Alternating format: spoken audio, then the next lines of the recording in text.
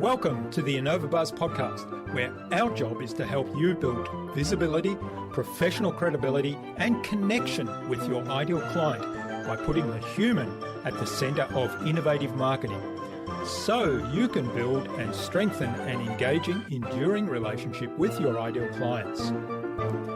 I'm Jürgen Strauss from InnovaBuzz, and I'm honored that you're here with me. If you haven't joined our wonderful marketing transformation community yet, go to innovabiz.co and collect your free gift as well.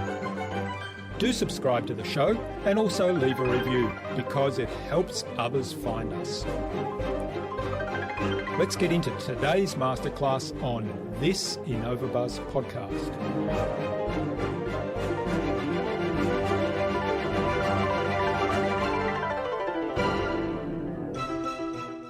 It's an incredible time right now. You are just granted an opportunity more than ever before to explore a different part of yourself. Please don't shy away from it. Jump in, play with an offer, dream up an offer that you might want to play with, and put it out there and see what comes in. One of the greatest life hacks I've discovered so far in my life is, again, just if I let people know how I want to receive them, they will come into my arms. It's as simple as saying, hey, I'm open and available. This is how.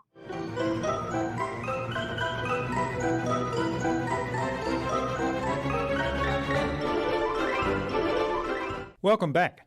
I hope you've had an awesome week so far. If you haven't yet listened to my recent conversations with on-demand CFO Mr. Biz, Ken Wentworth, and with empathy expert Dr. Mark Goulston, then do check them out, but only after you've listened to today's conversation. I'm really excited today to have on the InnovaBuzz podcast as my guest Maxine Cunningham, who is the founder and CEO of Pick My Brain, which is an online platform that helps you package offers and sell your time, your knowledge, and your experience in new and creative ways. Pick My Brain was born out of Maxine's vision to make the world's brains and their knowledge more creatively available, accessible, and useful to all. The platform and the philosophy of Pick My Brain is based on the saying by Ikujiro Nonaka that without real exchange, you can't create knowledge. Maxine has transitioned from a finance and economics career to exchanging value in the new knowledge economy and providing the means of generating and creating pathways of abundance for many. Now, total transparency here, I'm an early adopter and a client of Pick My Brain, and I'm a really enthusiastic user. I think the platform has so many advantages and so much potential. I hope today's conversation sheds some light on the power of this idea and the Pick My Brain platform.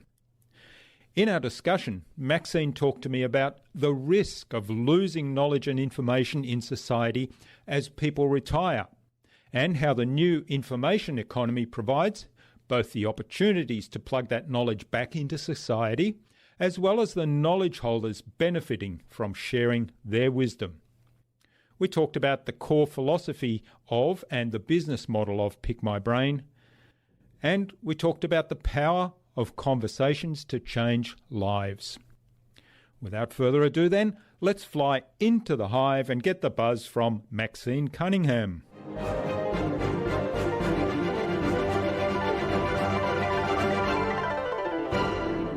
Hi, I'm your host Jürgen Strauss from InnovaBuzz, and I'm really excited to welcome to the InnovaBuzz podcast today, all the way from Vancouver in Canada, Maxine Cunningham, who's the founder and CEO of Pick My Brain, which is an online platform that helps you package and sell your time, your knowledge, your expertise in new and creative ways on your own terms. So welcome to the InnovaBuzz podcast, Maxine. It's a real privilege to have you as my guest.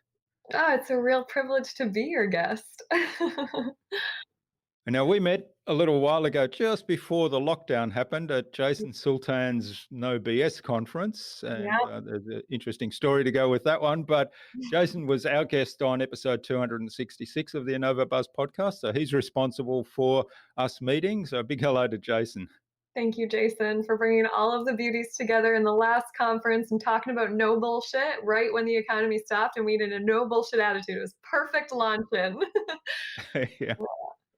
Now, you've got a really interesting background. You've been an investment banker. You say that you're an investment banker turned economist, turned environmentalist, turned startup founder, and now you're on a mission to help make the world's brains more accessible to everybody, more creatively available and useful to society. So Yeah. really big mission. So tell us a little bit about how you kind of transitioned from the finance world into environmental Mm. activism and then into kind of small business, and why pick my brain.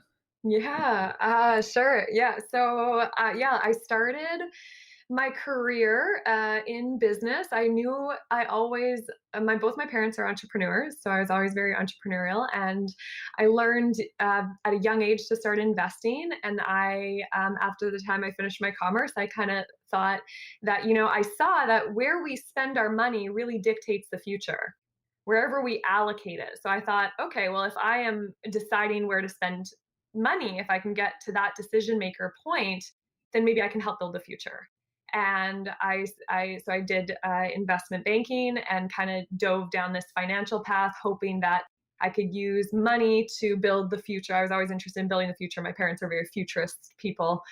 And so, yeah, I started in that path. I ran a big investment fund for our university. There was 12 students chosen. I was the only female, and my job was to manage this $2 million portfolio and trade and make our board of advisors, happy. And so I started to learn the rules of the game. And what I started to learn, even at that stage before I had gone professionally and done it, was that the questions that they were asking or the choices I had to invest the money were quite limited. And I started asking questions. I was responsible for the energy sector, and therefore my options to invest primarily included oil and gas companies.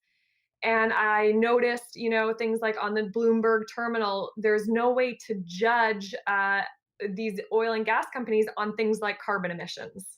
And so I would be like, go back to my advisors and be like, how do we choose between these to build the best future? I can't even, all I can look at are price earnings ratio, dividend yields, tracking these very quantitative metrics. There was no information about the CEO of the company or his vision or, things that I could help decide. And I thought that was strange. And so I kept asking questions and trying to figure out how to bring these indicators so I could make better decisions, and kept going down that path, and on that path loved the work, didn't love the application. I just felt that I was not doing the job I set out to do, which was to spend money to build the future. The way that the economy spends money is, as a lot of us know, it's just like so primarily locked into quantitative metrics. And so after 2 years of doing an investment banking track, I kind of was like, you know what? I think there's a better way to think about this. And there's a more well rounded approach to think about this. And so I decided to go back and do my master's in economics. And economics is the study of why people do what they do and how to distribute resources equitably. And it also marries economic, environmental, and social indicators. It kind of brings those three pieces together. And I thought, okay, great, this is going to kind of fill the gap that this financial market left. And so I went and studied my master's in economics, and it really did round out my thinking. I could think about how to allocate resources equitably forever. It's such a challenging problem when you add countries and laws and rules and regulations and limiting resources and history into that equation, and what does equitable mean. And I just found it such a fascinating topic. And it was in that class that I brought that same knowledge I saw in the financial world. This environmental component was not being accounted for, and so the environmental passion started to come up in me. And I said, well, I understand why it's not being accounted for. It's not in the Bloomberg terminal. How much Mm. money does the Bloomberg command? What percent of the GDP, what percent of the world is held here? And these guys don't even count carbon emissions, which the UN is saying is the most important thing to count now. They're not in alignment.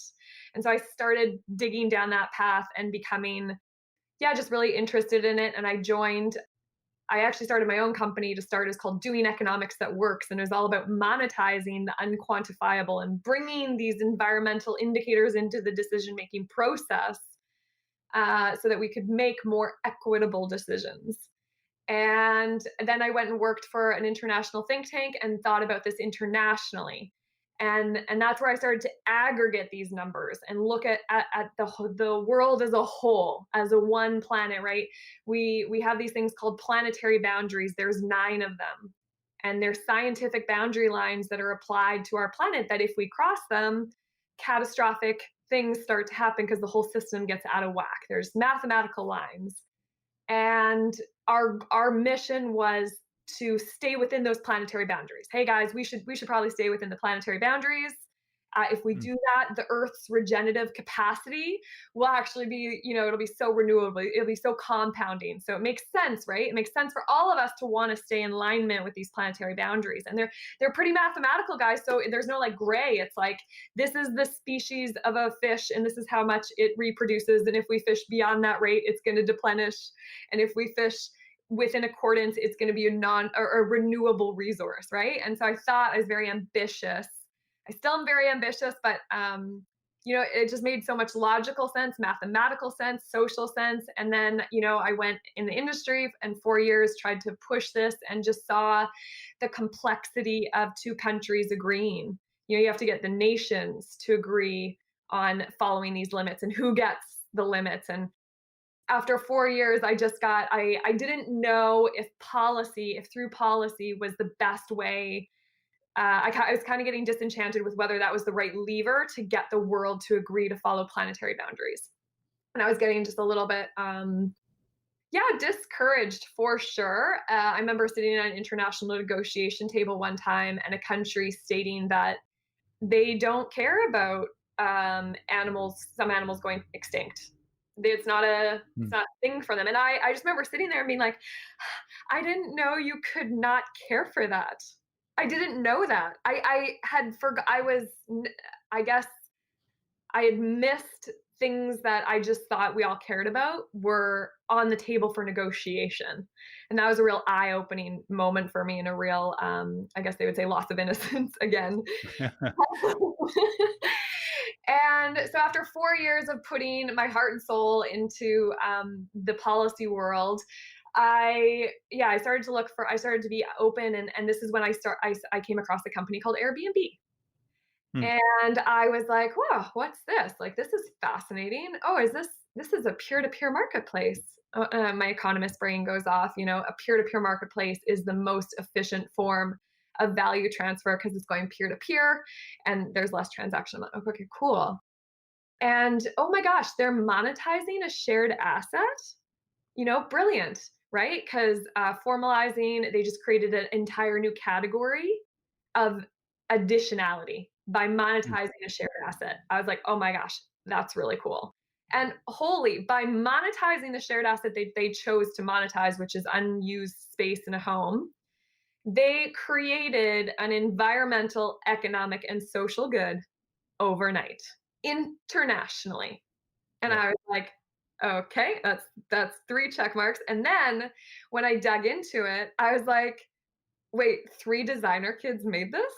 Like 3 people that I could identify with, 3 guys. I mean, it wasn't female, but it's 3 guys that were my age, that were just, they had stumbled on. I was a big couch surfer before Airbnb. I couch surfed all around the world for free. And I always said as an economist, they should monetize this.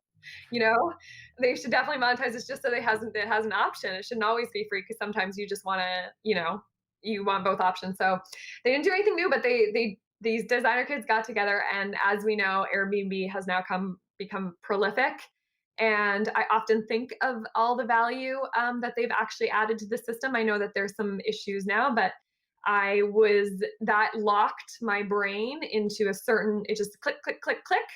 And within a week, I remember sitting down with the CEO of the company I was working for, Scott Vaughan, and I took him for a walk. And I was in Ottawa, Canada at the time, and we walked around the Parliament Hill, and I had to tell him that I had to leave his mission because this company, peer to peer, monetized shared asset, economic, environmental, and social good, which is what I was kind of seeking through my whole career and was only getting pieces of it. And this one combined all three. And I was like, I need to go study peer to peer marketplaces. I need to go study tech.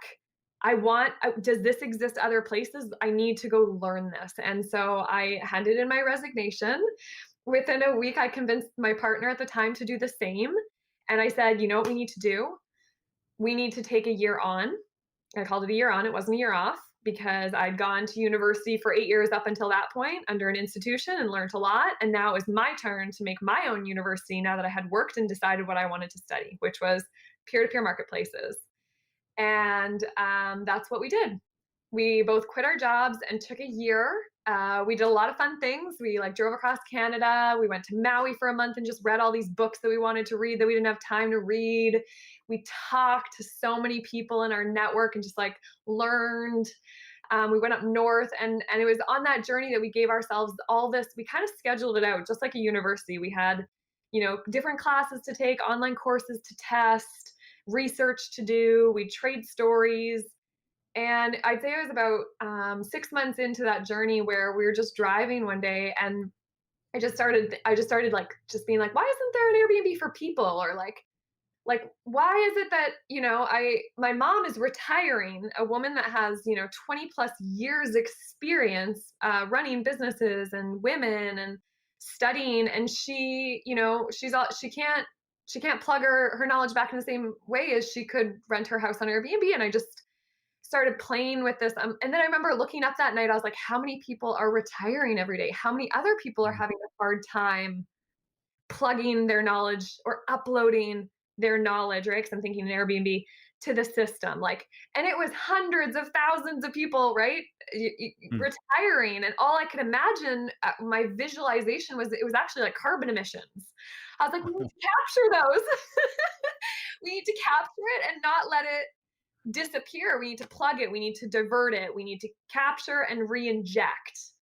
And that thought never left, just like the one with Airbnb. And that thought turned into what I spent the last 3 years of my life working on, which is pick my brain. And that was the full transition. And I could not think of anything else besides this problem that I started to see now that I saw it, and the direct applicability to how it could also be an economic, environmental, and social win, how it could aggregate, how it's complete additionality, how it's stepping away from the consumption of stuff. And I just started tinkering and thinking about this problem. Why is it so hard for people to share their knowledge? Why is it so hard to buy knowledge? Why is it so easy to not to just get left out, like your 20 years isn't being put anywhere, not even in audio format? And I know we've talked about that, right? Capture, where is it going? So I just totally transitioned, and now we're 3 years in, and that was the stages, how I got there. Fascinating. Yeah. And you talked about the hundreds of thousands. I imagine it's probably millions around the world that are retiring Yeah. with lots of knowledge, expertise, know-how. I know when I left the corporate world, there was a big purge of about 30 or 40 people just in our country of this global corporation. I think there might have been several hundred at a certain level of people with 20, 30, 40 years experience. And you sort of wonder, well, there was nothing.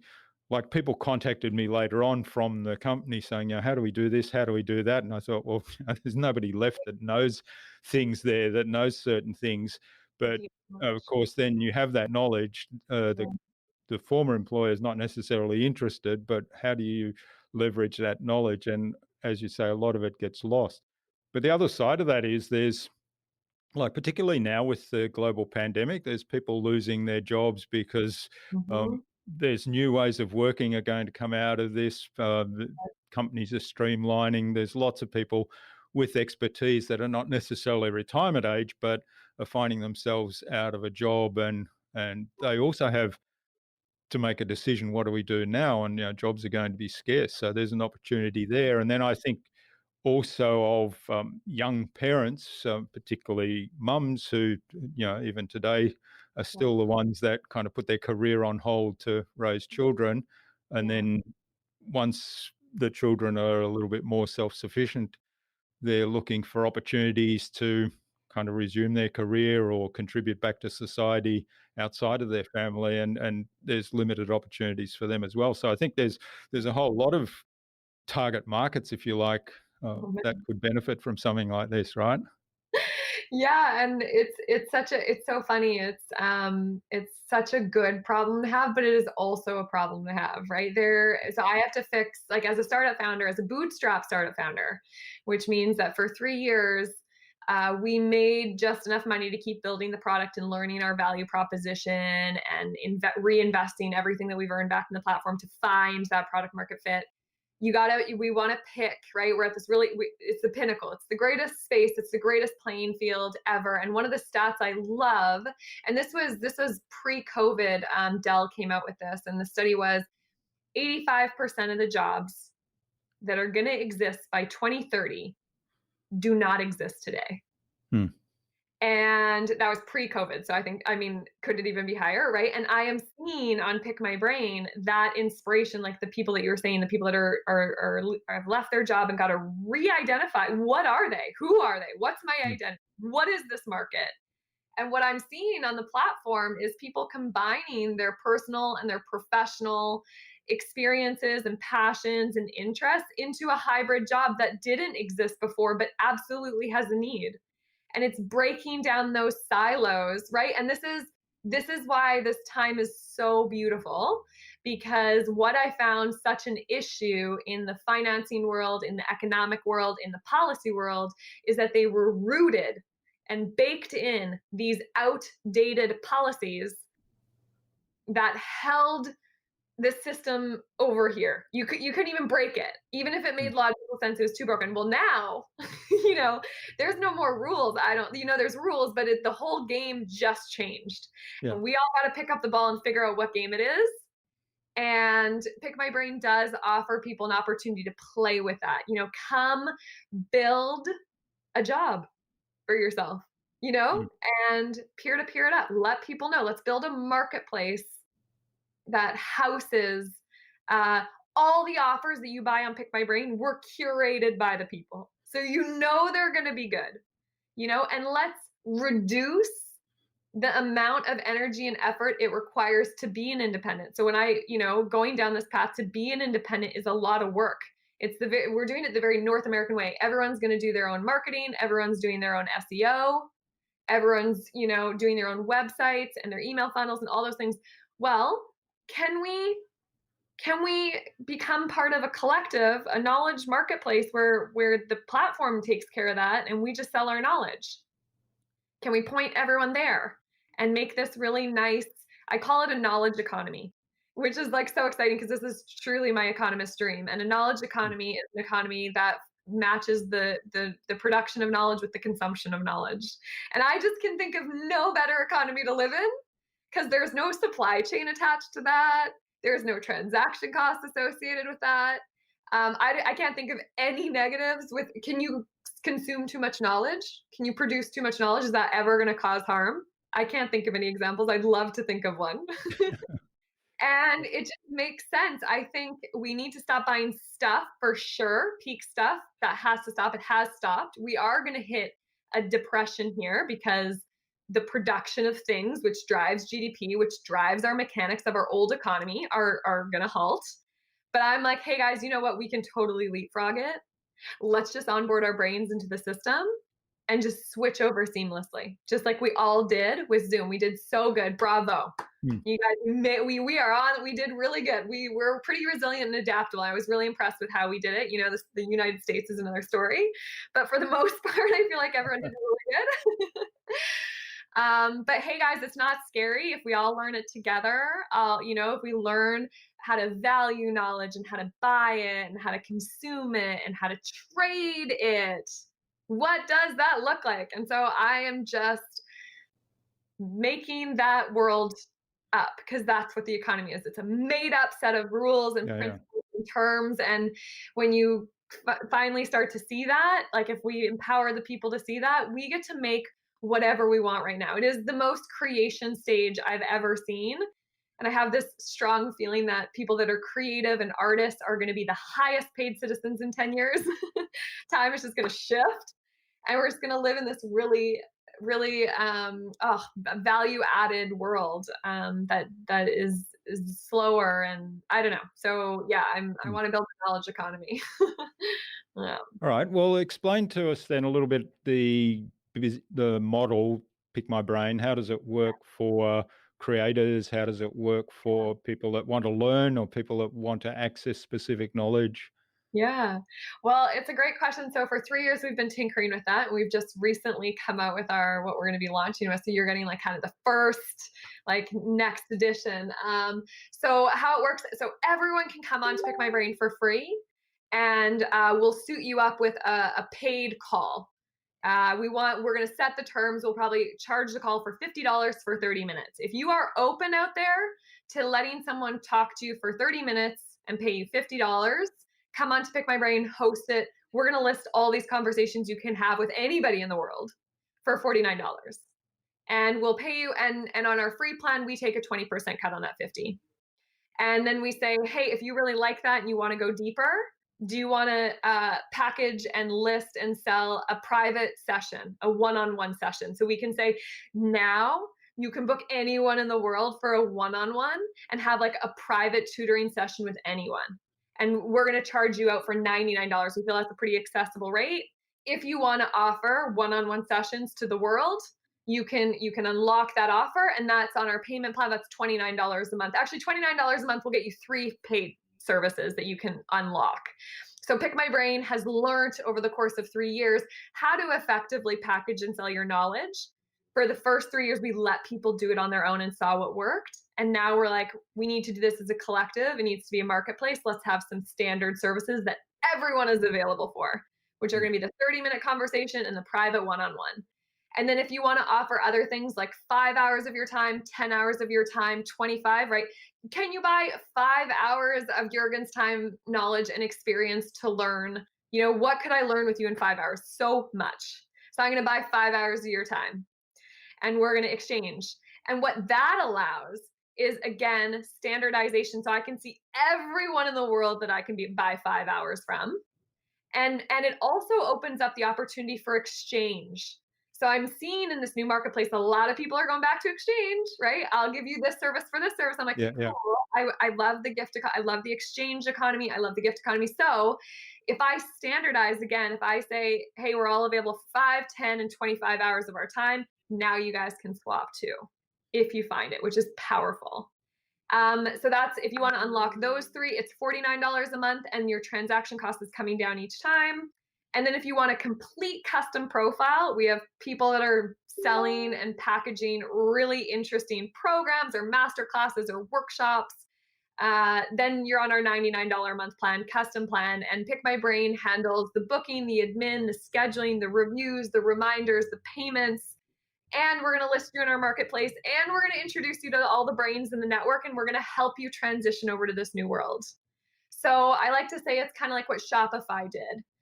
You pay and you get to build an e-commerce tool. Well, on Pick My Brain, we think knowledge commerce is the next commerce. And so you can pay to house your brain on our market and have a storefront for your brain, but also be part of this community and this new economy. Come on Yeah. over.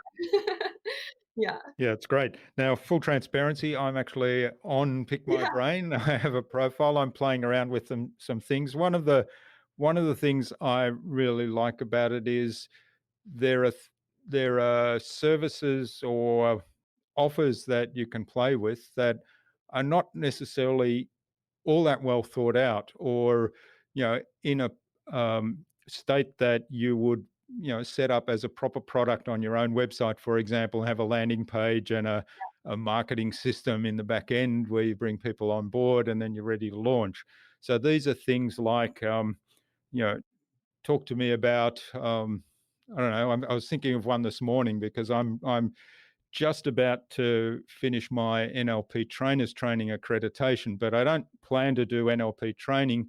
I actually want to use that knowledge in my own training, in my own marketing training. But I thought, well, on Pick My Brain, I could explore that. I mean, there's lots of people around who are interested, what is this NLP thing?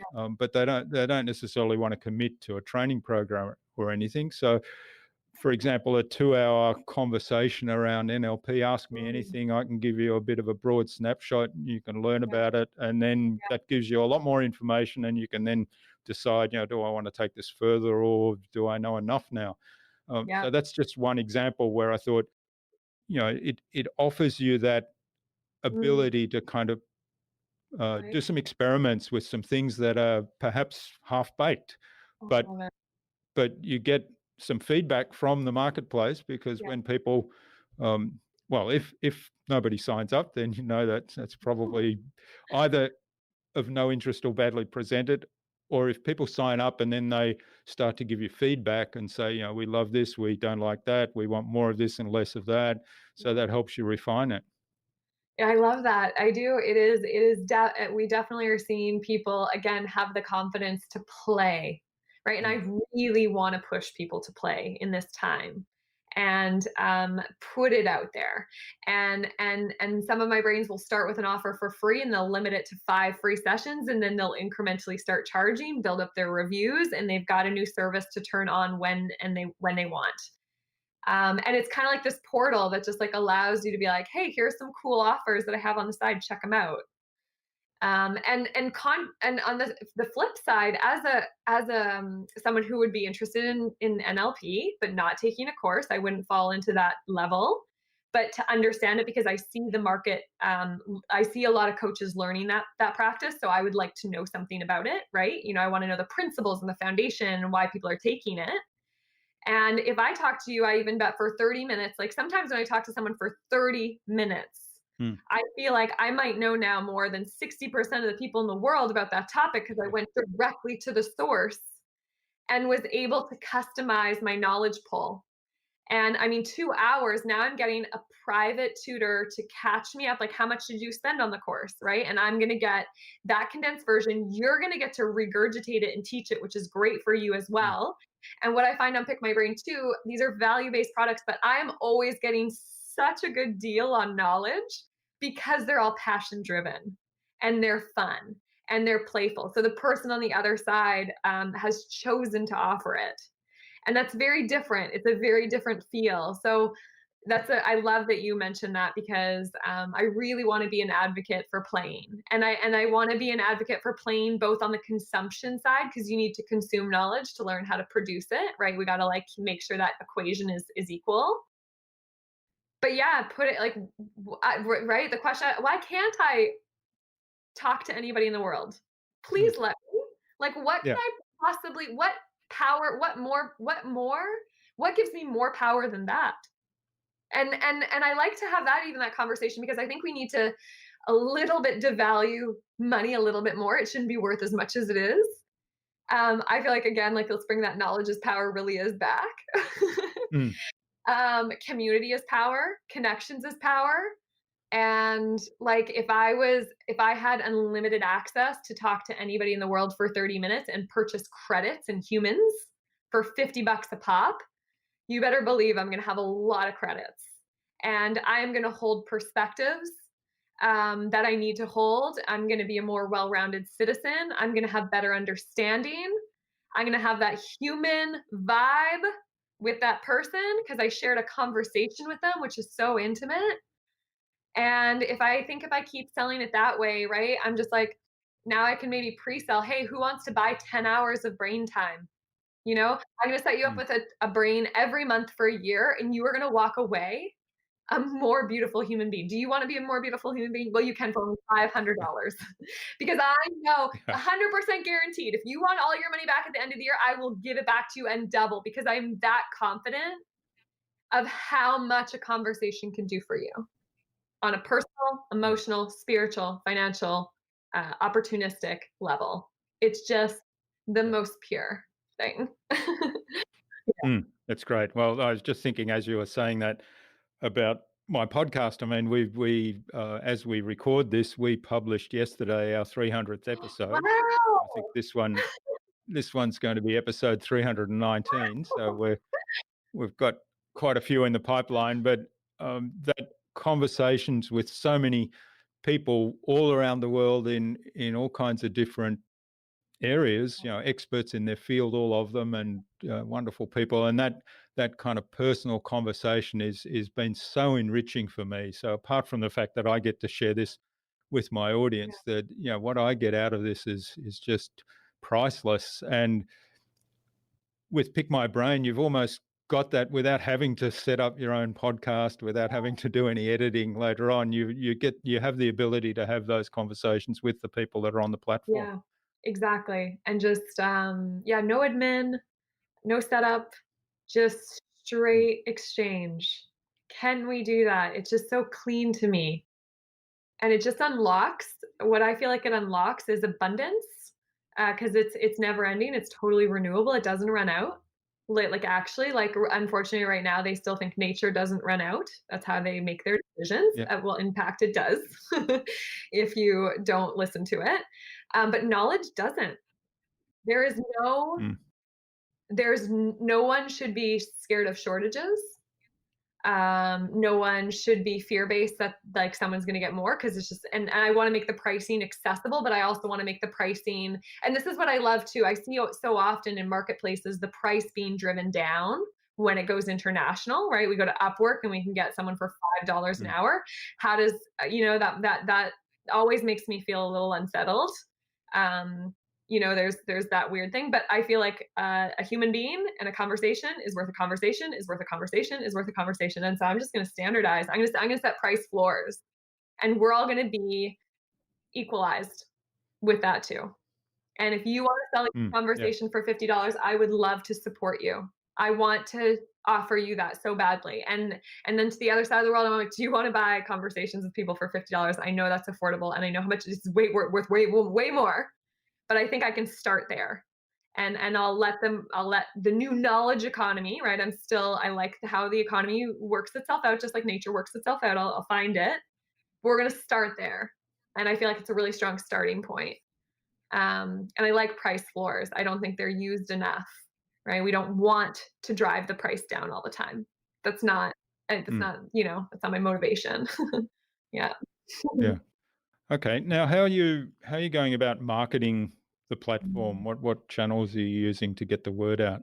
I have not done any marketing up until this point, because we've just been, like I said, very bootstrapped and this is 3 years of thinking and playing and testing and baiting.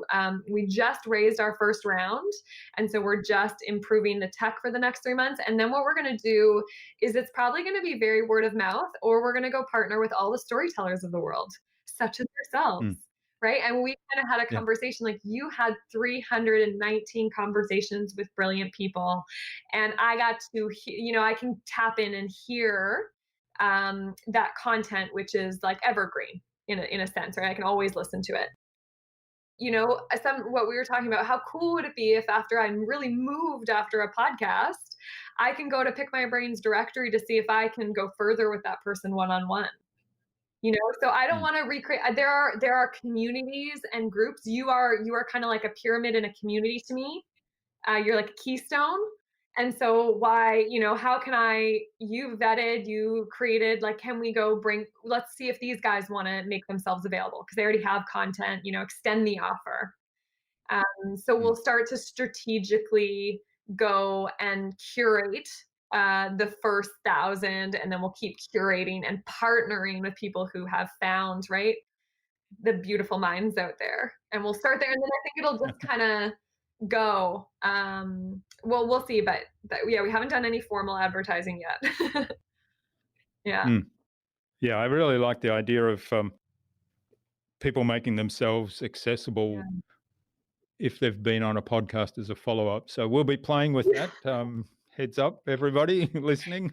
I'll share that idea now. If you want to steal it, go ahead, because I think one of the things about kind of publicizing an idea like that, it's going to hold us accountable to do it. But the other thing is probably nobody's going to take action anyway. So And and it's, and I want to move. That's a great point to start. I want to move to the future where we're not like sharing, and the distribution of ideas and solutions is what we need to distribute, because it helps the collective. And so again, old economy is fear, mine, I'll grow. If I share, I'm hurt. New economy hmm, is for the collective, by the collective, share because the whole world gets better and therefore you'll get better. And Elon Musk is like one of my favorite examples of that. You know, he gave his patents out because his mission, he's a mission driven founder. I'm a mission driven founder as well. His mission is to create a sustainable transportation, you know, system. And he knows that if he shares the patents with his competitors, he'll get there faster. So it's a different, right? I love that. So I'm always like, people are like, are you scared to talk about it? I'm like, no, because there's so many, just like I'm not scared that anyone is more interesting than anyone else because we've all lived. So I want to reduce that hmm. fear. You know, a lot of people ask me like, you know, oh, can I even be a brain? I'm like, have you lived? Then yes. You know, if Yeah. you have something Can you tell? passionate Yeah. about something, yes. Do you remember an experience you can tell us about? Exactly. Yeah. How were you Hmm, raised? I'm already interested, hmm. right? Because we can share Yeah. that. And then the second thing is a boundary in time, knowledge, and experience because it is such a high frequency exchange. We have built the tool and designed the tool to protect the brain's knowledge first and foremost. So you can always, as a brain, like, don't worry. You can set how many offers you want to make available to the world. You set it. How many conversations would you like to offer a month for $50?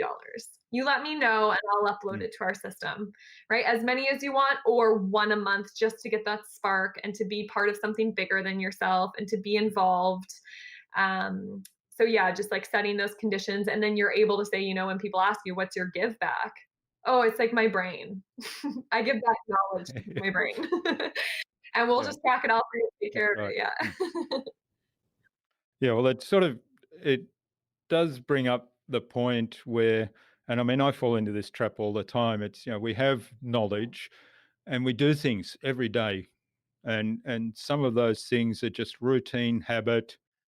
And then if somebody else observes us doing that routine habit thing that might be totally Yeah. unconscious, might be something that we don't give a moment's thinking to, it just Yeah. happens. And somebody else then watches you do that and they say, wow, that is amazing. How do you do that? I wish I could do that sort of thing. And you think, Yeah. that's no big deal. Yes. Yeah. So how do you kind of change that mindset and be alert to those little things that I take for granted, but are actually of huge value to somebody else if I took the time to actually deconstruct it Yeah. and explain it to them? Well, oh, you just nailed it, right? Because so often we don't know what our most beautiful attributes are because they are just so normal to us. And so Mm, one of the things about becoming a brain that we've recognized, you know, helping people learn what those beautiful things, because I can see your beautiful things because I can look at you and see that. And hopefully you can look at me and see some things as well. And so they'll be, right, how we've onboarded our brains up until this point has either been like inject an idea in them, have a session with them, identify, you know, those things that would do well in the market, but also do group onboarding of brains. And in those group sessions in a 6-week period, I'm gonna pair you up with 10 people from around the world, and over the course of 6 weeks, you guys are all gonna find each other's beautiful things that you're like, whoa, I wish I knew that, because it's such strength to hear that, because there is big fear of like, I don't have anything to offer, and I'm like, shut the front door, stop. Everyone has something to offer, full stop. We just need to find it. And hey, if you onboard into Pick My Brain, we've kind of standardized it because we've seen. I believe everyone in the world can offer a 30-minute conversation. I truly believe that with every cell in my body. I also believe everyone could do a one-on-one session on whatever they wanted. You know, everyone could do that. I think everyone could sell 5 hours too. So those standardized things will get you going. And then learning those unique ones. We have a package that you can upload that's called shadow me for the day, shadow me for half a day, shadow me for the day, right? And this is pre-COVID, but the idea behind that was, hey, if everyone in the world was available to be shadowed for the day, because you lose so much as someone up and coming in the field wanting to learn a craft. You can't quite learn it all just through online courses. I want to see the person get the jar out. I want to see the Mm. person set their station up. I don't get to see those behind the scenes. Those are very important. Yeah, I bet if I followed you around to, like, if I wanted to learn podcasting, I'd be like, can I spend a day with you to see your setup? Can I watch you do 3? That would be part of the package with you. And that is learning that goes back to the apprenticeship model. But we can all be apprentices, right? And I want to kind of, it's Mm. like future of work, future of education, future of mentorship. Those are the 3 that I really want to keep evolving. And yeah, there's just a, like, yeah, that knowledge isn't easy to transfer, other than really being in someone's presence, watching. Yeah. Yeah, yeah, that's right. And there's so much, and I'm thinking of the training courses that I've put together, or the training courses that I've consumed. Certainly, the ones that I put together. I know I won't talk about this, and it's filtered through my lens, and then I make a judgment saying, well, what's going to be most Yeah. interesting? And whilst I think I do a good job of looking at it through the lens of the Yeah. student, I'm making assumptions through my lens that says, no, no, that's mundane. That's not going to excite them. Whereas it might be something that they really need to know, want to know, or will actually get excited by. Totally. And that's so, I'm so happy you brought that up because it is interactive. So I'm gonna feed you what I want as much as you can feed me what you know. And that is such a Mm. nice relationship. Right. And coursework has a play, right? Because you could say, take this course, and then after you take that course, we can do deeper work, right? You can always lead someone to take the foundational work, the Mm. theory practice, and then be like, buy an extra 5 hours after you take that course to get all the soft qualities that they call. But the nuances, the styling. Like when I took dance classes, you learn the steps for like the first 3 levels, and then you learn styling. And then and Mm. that styling makes it all. And so Yeah. take the courses, take the classes, but top up and go buy 5 hours from someone who has done 319 podcasts and watch them dance, because it will be Mm. refined. You will save so much time and energy and effort and knowledge.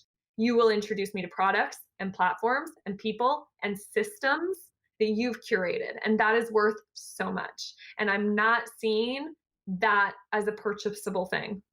I don't know where to go get that. And so I'm like, okay, well, I'll build the marketplace because that needs to be for sale.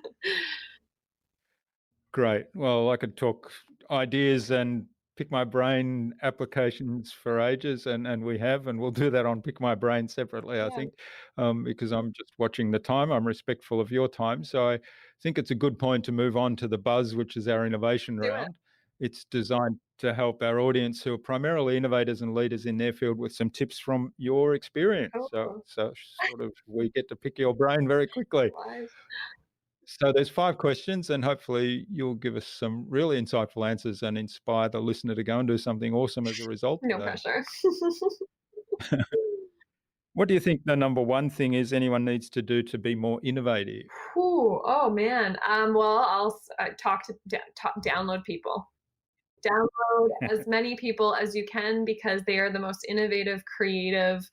Um, all the answers are out there. You just have to go hear them in different ways and different perspectives. So I've captured all of my innovation by, again, conversing and connecting with a diverse group of people consistently. I get every single one of my ideas through people. Yeah. So yeah, that's great. And it reminded me of this quote. I can't remember who said this, but we have it on the front of our marketing map, the document that we share with people when they sign up for our community. And there's nothing new under the sun. So kind of, the whole thing is around, this is built on ideas from a lot of other Yeah. people. And I think it was Newton that said, I stand on the shoulders of the greats that went before Yes, me. and it's true. They say that music's never, like, music is just repurposing of a few notes and instruments, right? And you can create all this incredible sound with Mm. it. Yeah. All right. Well, on that note, what's the best thing you've done to develop new ideas? My answer is going to be the same. Yeah. Again, I get all of my ideas from conversations, staying up to date, relevant, asking really purposeful questions, and being curious. That's that's the recipe for Mm. my ideas. Yeah. Well, if I can give you some feedback, I mean, you talked earlier about I see things in you, you see things in me that we don't see ourselves. I think you've also got this innate ability to connect the dots to say, well, so and so has given me this information, this other person's given me some other information, and you're able to connect the dots in sort of multiple levels and generate new ideas that Yeah, way. that I will take that one. I can definitely, yeah, hear 10 people talk and come up with, yeah, see the connection in between it. That's true. And I wonder if that's, is that a learned behavior? Is that, I wonder what that triangulation is, or if you get, I feel like I've gotten much Mm, better with it over time. Um, but yeah, or what kind of skill that is. I like that. Thank you. mm. All right. Now, apart from Pick My Brain, what's one of the resources you use most often? Like hardware or software or any of the above? Whatever, any of the My above. phone? Instagram stories. Instagram stories. And I love Instagram stories for a lot of reasons. And I feel like they give me quite a cross section of real time action around the world. And I've done a really good job at curating my feed. So I feel like I'm getting very good, like short micro pieces of, again, visual raw clips from around the world of what's happening. And so I found the way I've curated my feed have served me really, really well during COVID, during Black Lives Matter. I get to see kind of the behind the scenes and the influencers who are Mm, actually sharing the truth, or are really sharing really great content that keeps me well informed. So I guess the tool would be curation of feeds. You guys be so purposeful, and go out of your way to follow things that are outside of your biases. I think we could all use classes on how to curate our feeds better, and because we don't know what we don't mm, know, right? How many of our yeah, feeds just got way better, and more diverse and representative because hopefully we're all following more Black voices and Black businesses and understand and history channels. My goodness, like since I never heard of Tulsa. I never knew what Juneteenth was. Ever. I never learned any of that in high school, in university. I never heard anyone talk about it, and it was it wasn't in my realm. And now my feed, I feel like, just got much better, and I'm thankful, for that. And so it's been, let's remember the tools that we do have that can distribute the information that allow us to make better decisions and tap in.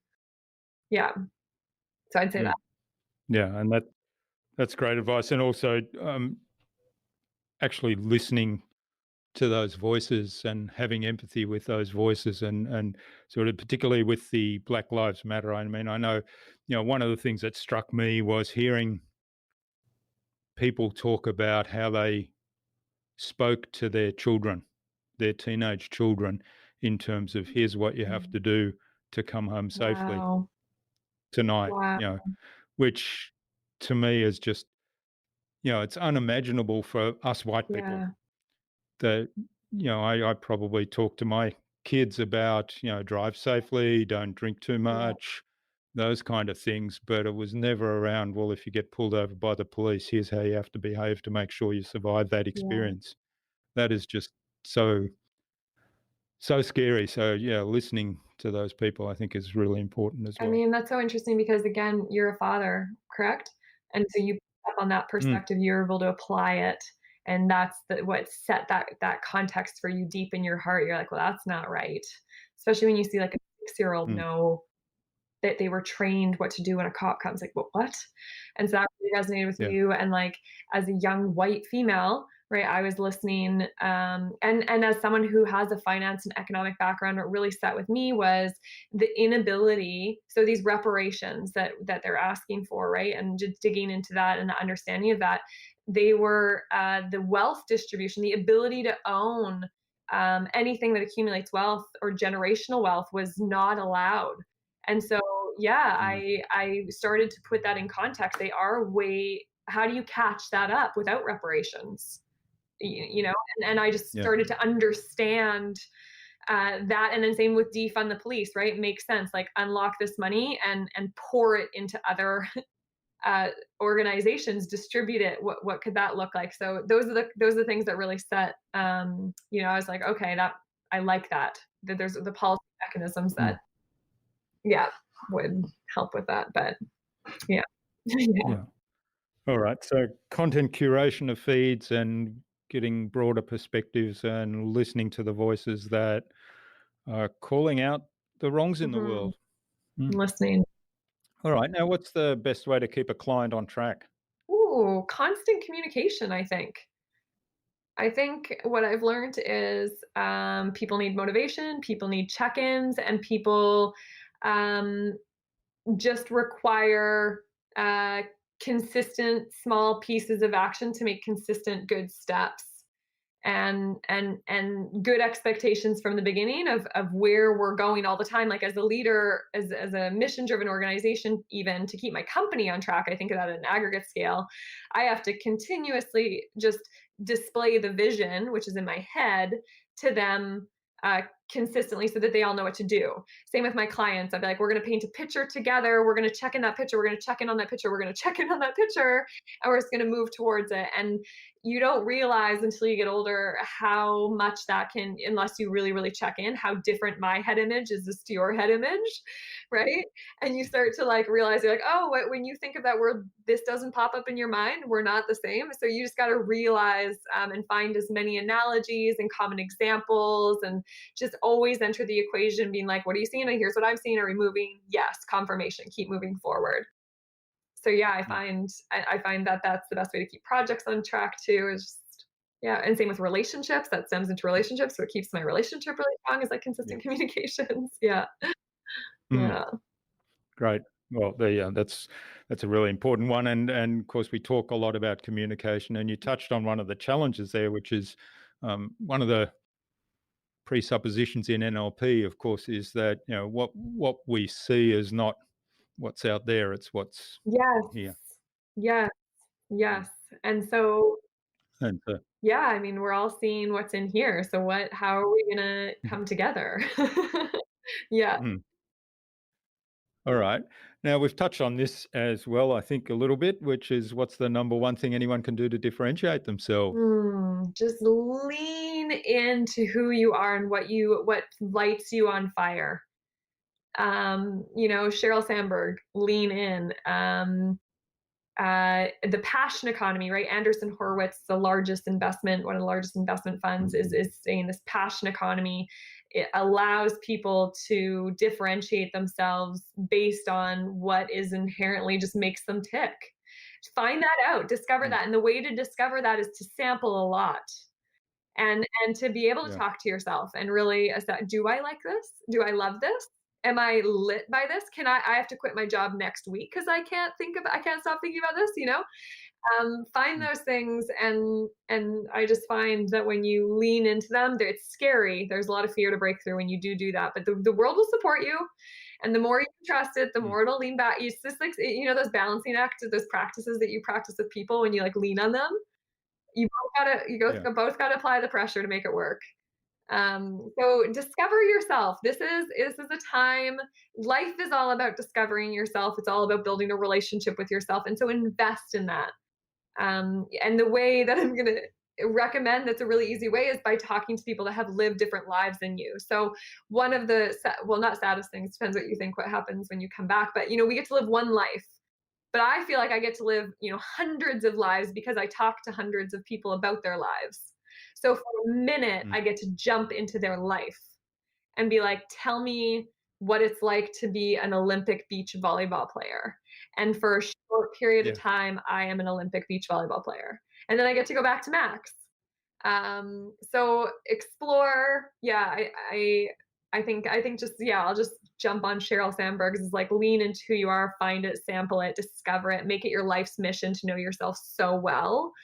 and find that vibrate. We all know, we all have enough intuition that when that hits, that hopefully hopefully we're clean enough to feel it. Uh, Mm. and then just recognize it and just keep checking in with it and go further down the rabbit hole. Yeah. Yeah. Yeah, I love that.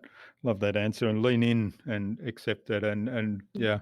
I mean there's a lot to be said for really getting clear about what sets you apart and to accept it rather than kind of try to be different Part of it. because, and I guess we're kind of early on in the schooling and so on, we hit this environment where everybody's encouraged is probably too weak a word, encouraged to be the same, encouraged to be Yeah. uniform, and kind of we lose our confidence in being ourselves there Yeah, often. it's true, and I hope that changes. It's so much work to not be yourself. It's so much energy.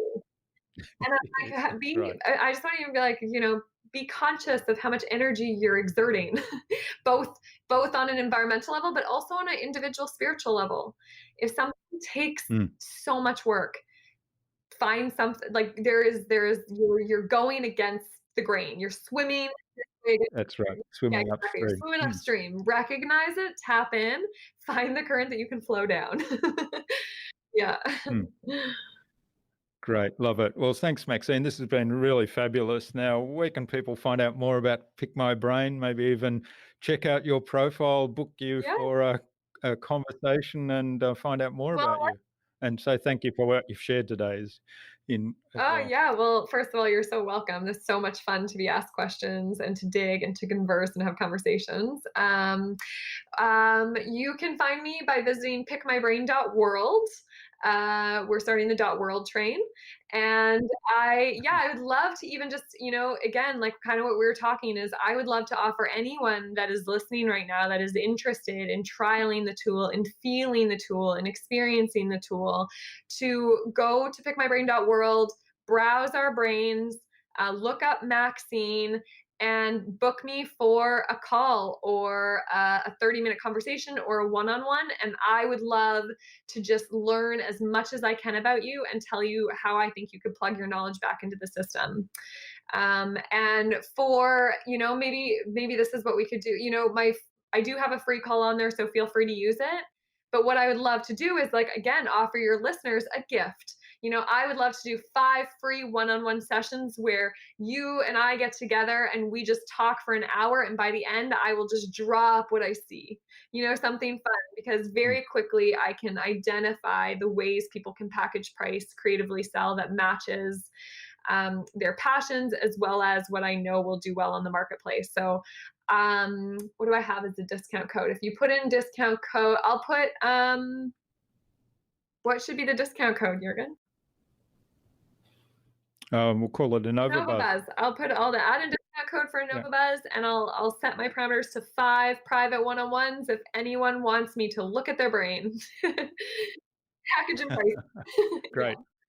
Well, thanks for that. That's very generous, and we'll have that discount code and the links in the show Okay. notes as well. So, thanks, Maxine. Now, do you have some parting advice for our listener today? Parting advice. Um, yes, dear listener, you only live once. It's an incredible time right now. You are just granted an opportunity more than ever before to explore a different part of yourself. Please don't shy away from it. Jump in, play with an offer, dream up an offer that you might want to play with, and put it out there and see what comes in. One of the greatest life hacks I've discovered so far in my life is, again, just if I let people know how I want to receive them, they will come into my arms. It's as simple as saying, "Hey, I'm open and available. This is how." So think about what you want to Mm. attract in, get really clear on it, and book me and let's build your profile so we can call it in. Wonderful. Well, thanks, Maxine. Now, finally, who would you like me to chat with on a future InnovaBuzz podcast and why? Ooh, good question. Who do I really want to think about right now or think of? Hmm. I was just this morning I was talking about how Joe Biden needs a really strong Black female leader. And so I've been like downloading a bunch of strong Black women, female founders, and I just want to ask them, I want to learn more about how they want to lead. I would say, I'm diversifying my leadership, my women. I'm studying all these women that have done remarkable things from all different, backgrounds that have not been illuminated to me, and finding my mentees to look up to. But I would love to hear a really strong Black female's voice right now and just tap into what she wants, what she sees. Yeah. Okay, well, that's very timely, and I think that's a really good one to do. So we'll get some suggestions from Yeah, you well, later I on. have a few. I have a few that I've just recently started following that I'll pass your way. Okay, great, and we'll see if we can connect with them and bring them on the show. That'll be wonderful. That would be wonderful. All right. Well, thanks so much for sharing your insights and your brain with us, and your time, of course, today, Maxine. I really enjoyed this. I always enjoy speaking with you, and I've learnt a whole lot more about how Pick My Brain came about and what your vision is. I think I can kind of see it a little bit more like you now. Cool. And all the best for the future, and I'm sure we'll keep in touch. Thank you so much for having me. It was an absolute pleasure, and I can't wait to re-listen to the episode. Right, bye.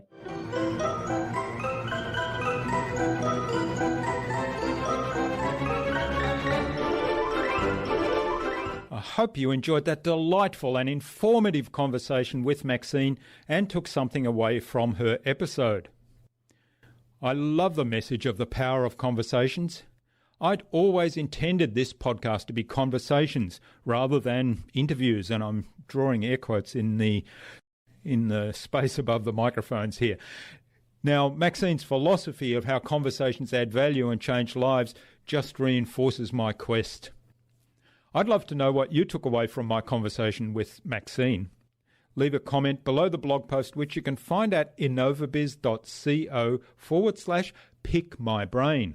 That is PICKMYBRAIN. All lowercase, all one word, innovabiz.co/pickmybrain. You'll also find a link there to Maxine's Pick My Brain profile and a link to her free offer. Very generous. Use the coupon InnovaBuzz to get that.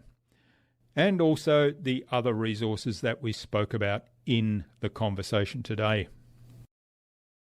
Tune in again to the next episodes of the InnovaBuzz podcast, where we've got some more fantastic guests lined up to have these meaningful conversations, including copywriter and content creator Christina Torres and sales and profit coach Fabian Patel. Thanks for listening to this episode. Make sure you subscribe to the show to be reminded of new episodes. It's free to subscribe. Leave a review if you like. Even if you don't like me, I'm okay with that. I'm asking you to leave a review because it helps other people find this show. Go to innovabiz.co to join our marketing transformation community and access a free gift my team and I made for you. It's the Marketing Master Mini Class. We want to give you everything you need to transform your marketing into a human-centered, relationship-focused growth engine. Until next time, I'm Jürgen Strauss from InnovaBiz. Remember, be awesome and keep innovating.